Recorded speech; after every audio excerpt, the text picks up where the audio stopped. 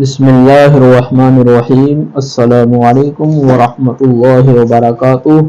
अल्हम्दुलिल्लाह, आज हमारा उर्दू ज़बान की तीसरी किताब का 57वां सबक शुरू हो रहा है और ज़िराअत का ये 5वां सबक है, बीज और बुवाई।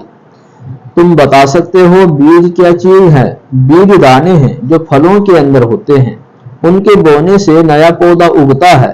अच्छा, बुवाई किसे कहते हैं? बीज को नरम और बारीक मिट्टी में दबा देना बुवाई कहलाता है। बीज बोने के क्या क्या तरीके हैं? एक तो इस तरह बोया जाता है कि तैयार खेत में बीज को हाथ से छेड़ दिया और हल चलाकर मिट्टी में दबा दिया, इसको छेड़वा बुवाई कहते हैं।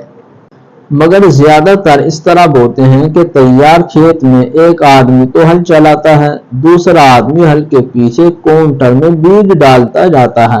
इसको काउंटरवा बुवाई या हल के पीछे बुवाई कहते हैं। सबसे बेहतर तरीका यह है कि सीधी कतारों में बीज बोया जाए।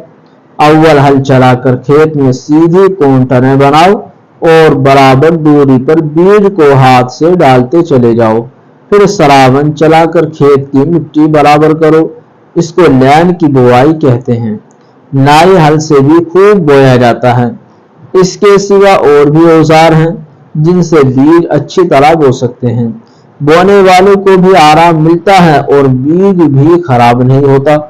याद रखो, अच्छे बीज का पौधा भी अच्छा ही होता है, इसलिए खेत में अच्छा बीज चुन छांट कर बोना चाहिए और बोना भी इस अंदाज से कि बीज बराबर पड़े।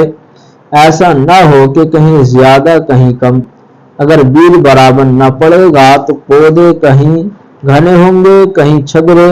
ये भी लिहाज रहे कि बीज यकसा गहराई में दबाया जाए, वरना बीज आगे पीछे जमेंगे और इसी तरह आगे पीछे पककर तैयार होंगे। अल्हम्दुलिल्लाह, आज का हमारा सबक मुकम्मल हुआ।